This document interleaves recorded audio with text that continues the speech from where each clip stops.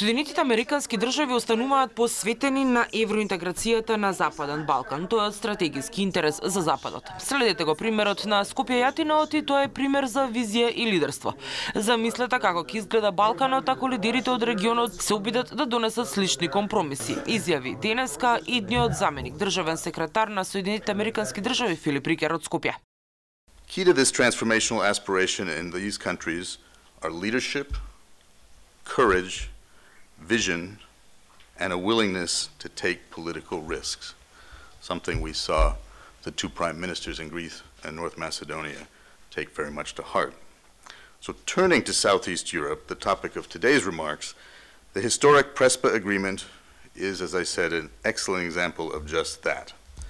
This agreement paved the way for North Macedonia to join NATO as its 30th member. Од Скопје порака упати и до Приштина и Белград. We're not asking for the moon, just a time-limited suspension of the tariffs. Then we can see what can be achieved at the negotiating table.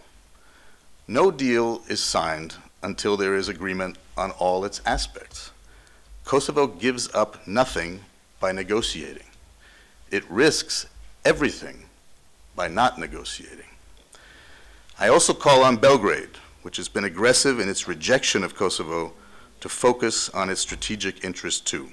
Рикер на земјите од регионов од конференцијата за иницијативата Балкан 360 им порача да вложат напори, да ги разрешат и надминат долгогодишните меѓусуседски спорови и да поработат на реформите со цел искоренување на корупција и борба против криминал, како и создавање на потранспарентни и одговорни влади.